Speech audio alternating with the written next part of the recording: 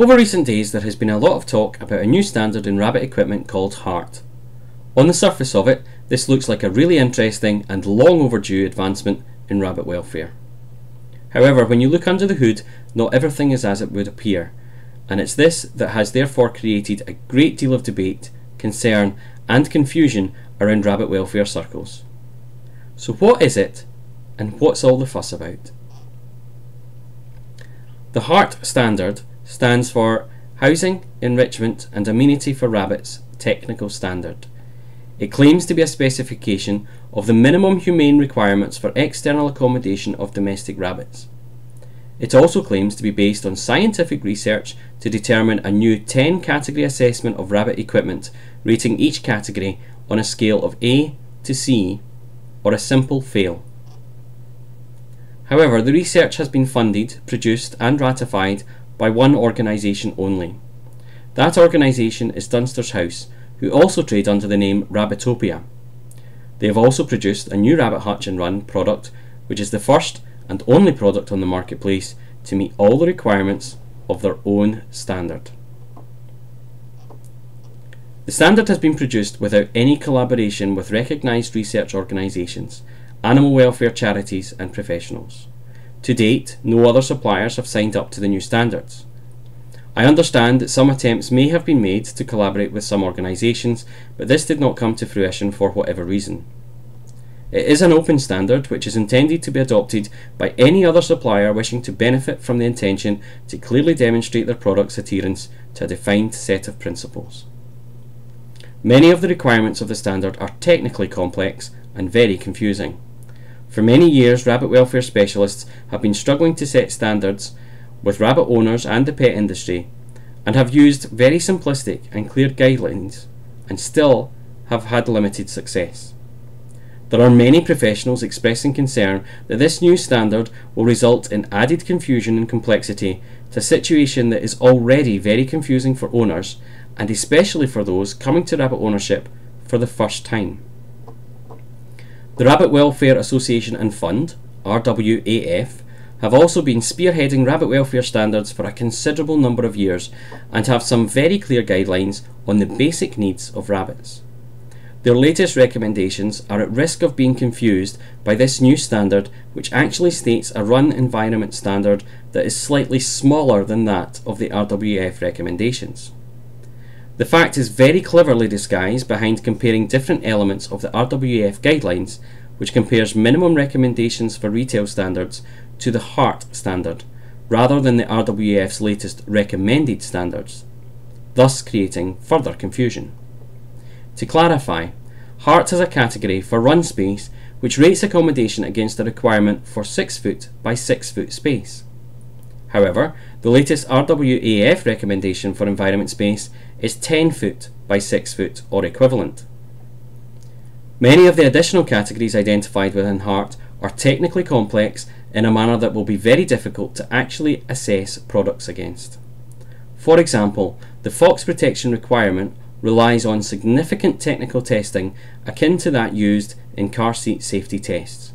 It is unlikely, therefore, that other suppliers will be willing to invest in this area. As there is absolutely no legal enforcement of any standards within rabbit welfare in the UK, there will be no way to ensure that the standard is actually adhered to accurately. In theory, therefore, suppliers could adopt the labelling as proposed within the H.E.A.R.T standard without actually adhering to the full assessment criteria. Therefore, the standard could be completely undermined and meaningless, potentially placing us in a much more cluttered and confused situation than we are already in. It remains to be seen how the H.E.A.R.T standard may develop moving forward.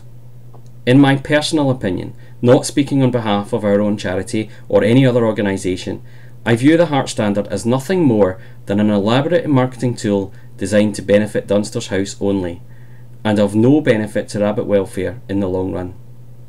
I have grave concerns that it could be very damaging to the work that various organisations such as RWF, RSPCA, PDSA and numerous rabbit rescues out there have been progressing to improve welfare standards for decades, due to the potential for confusion and misuse it presents. This situation may well change should Dunster's House be willing to work with experts in the rabbit welfare world and amend the application of the standard in a way that is easier to assess, possible to govern and assure, and clearer for the general public to understand. As a business consultant to trade, I can assure you that such a development would realistically take years to develop in a manner that can add any real-world value. In the meantime, Fairly Beloved Rabbit Care will not be relying on the H.E.A.R.T standard for assessment of equipment during our adoption process, and shall continue to rely on the recommendation of the RWF, which is aligned to similar recommendations of organisations such as PDSA, RSPCA, and numerous other rabbit rescue charities throughout the UK. In addition, we will be mindful to any additional guidelines that may be available where they are backed by quantified and qualified research and scientific professionals, and ratified by relevant animal welfare professionals specialising in rabbit welfare. We are not suggesting that Dunster's House products should be boycotted. In fact, with the exception of the smallest options in their range, many of the products available are exceptionally high standard.